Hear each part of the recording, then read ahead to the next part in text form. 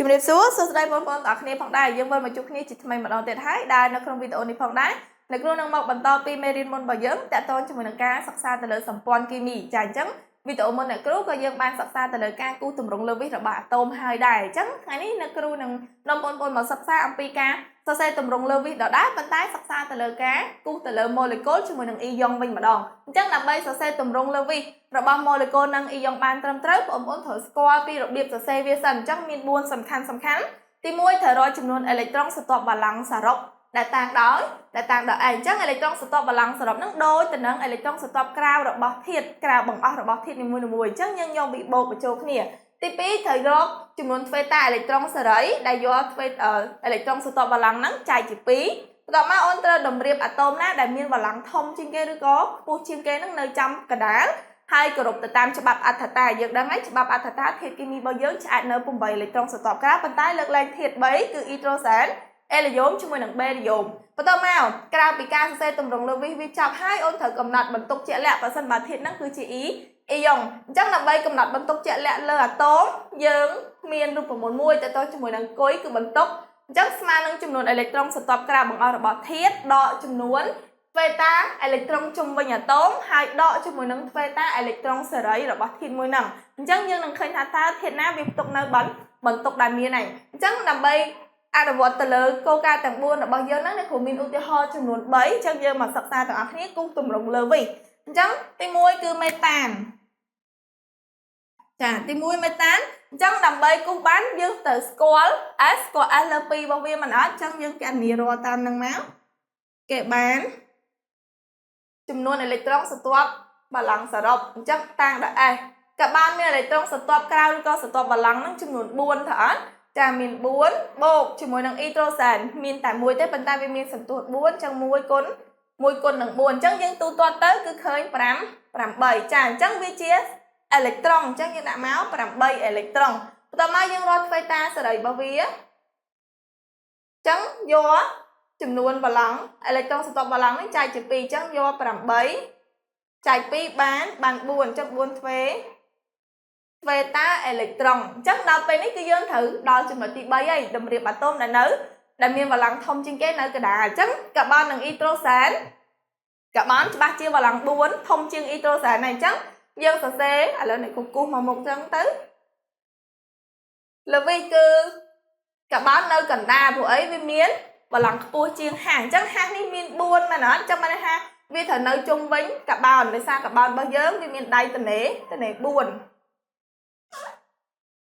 ចឹងនេះឥឡូវនេះគ្រូគូឲ្យយើងធ្វើក្រហមទៅស្រួលមើលចឹងនេះគឺជាទ្វេតាជុំវិញរបស់កាបូននេះគឺជាទ្វេតាឬក៏ទ្វេតាសេរីរបស់អ៊ីដ្រូសែនកាលណាយើងភ្ជាប់អញ្ចឹងទៅវាខ្លាយទៅជាគេអេឡិចត្រុនសេរីរបស់វាខ្លាយទៅជាទ្វេតាហើយមែនអត់ចឹងយើងភ្ជាប់គ្នាមកដើម្បីចងសម្ព័ន្ធចឹងយើងភ្ជាប់បែបនេះអញ្ចឹងបានថាអ៊ីដ្រូសែនរបស់យើងនៅជុំវិញកាបូនអញ្ចឹងបើយើងរាប់8អេឡិចត្រុនអញ្ចឹងខាងនេះ1 2 3 4 5 6 7 8គ្រប់8អេឡិចត្រុនហើយមែនទេចុះទ្វេតារបស់យើងមាន4ទ្វេតា2អេឡិចត្រុន1 2 3 4គ្រប់នៅចាអញ្ចឹងនេះគ្រូកន្លែងនេះលុបឲ្យយើងគូសមើលយើងឲ្យស្រួលមើលជាងមុនអញ្ចឹងយើងដាក់ត្រង់អញ្ចឹងក៏បានចានេះគឺនៅជុំវិញអាតូមកាបូនវាមានបន្ទុកឬក៏អីអត់មានទេអញ្ចឹងបានថាទម្រង់លើវិញរបស់មេតានរបស់យើងគឺរួចរាល់ហើយអញ្ចឹងចូលដល់អ៊ីយ៉ុងអាម៉ូញ៉ូមវិញម្ដងអញ្ចឹងវាមានបន្ទុកអីនេះអញ្ចឹងយើងអត់ដឹងទេថាបន្ទុកហ្នឹងនៅលើហេសឬក៏នៅលើអូអញ្ចឹងយើងធ្វើការគណនាវាបន្តទៀតមកដូចខាងលើអញ្ចឹងគេបានចំនួនអេឡិចត្រុនស្រទាប់បាឡាំងរបស់ធាតុហ្នឹងអញ្ចឹងនៅពេលដែលវាមានបន្ទុកវិជ្ជមានអូនទៅ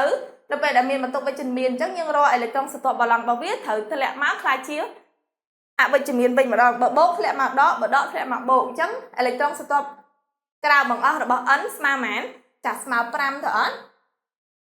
5អត់មានសន្ទុះទេអ៊ីដ្រូសែន1ដដែលតែវាមានសន្ទុះ4អញ្ចឹង1គុណនឹង4អញ្ចឹងបន្ទុកវិជ្ជមានបានដកអញ្ចឹងស្មើប៉ុន្មាន9ដក1គឺ8អេឡិចត្រុនអញ្ចឹងយើងរកទ្វេតាសេរីមកចាអញ្ចឹងបាននេះគេ8ចែក2បាន4ទ្វេតាអេឡិចត្រុនចាអញ្ចឹងដល់ពេលគូសទម្រង់លើវិញម្ដង ចាលើវិញអាតូមអាហ្សូតមានបលាំង5អញ្ចឹងអាហ្សូតនៅចំកណ្ដាលដូចគ្នាដែរយើងជាប់ទ្វេតាទៅហាស់នៅជុំវិញវា4ទៅអត់ណា1 2 3 4អញ្ចឹងយើងភ្ជាប់មកអាហ្សូត1ហាស់1អញ្ចឹងអ្នកគ្រូគូសទ្វេតាយកតែម្ដងបាន4អញ្ចឹងលើយើងរាប់អ៊ីត្រូសែនបាទនេះមាន2មកនេះអានេះអាសូត1នេះអ៊ីត្រូសែន1អាសូត1អ៊ីត្រូសែន1វាមានទ្វេតាវាមាន4ទ្វេតាត្រូវហើយប៉ុន្តែអាសូតរបស់យើងមានប៉ុន្មានអេឡិចត្រូនមាន1 2 3 4វានៅខ្វះមួយទៀតមកណោះអញ្ចឹងយើងនៅឃើញថាវាមានបន្ទុកមួយទៀតអញ្ចឹងយើងកណនីបន្ទុកជាមួយនឹងអ្នកគ្រូឥឡូវអ្នកគ្រូសុំដាក់ខាងក្រោមនេះហើយអញ្ចឹងកណនីបន្ទុកថាតើបន្ទុកបូកនេះវានៅហាស់ឬក៏នៅលើ n អញ្ចឹងគុយរបស់ហាស់អញ្ចឹងយើងមើលកន្លែងនេះអូអ្នកគ្រូភ្លេចបញ្ជាក់កន្លែងនេះគេហៅថាទ្វេតាសម្ព័ន្ធអានេះអត់មានទ្វេតាអេឡិចត្រូនសេរីទេអានេះចងសម្ព័ន្ធអញ្ចឹងទ្វេតាសម្ព័ន្ធអញ្ចឹងយើងមើលមកចំនួនអេឡិចត្រូនស្រទាប់ក្រាបបង្អស់របស់ហាស់គឺ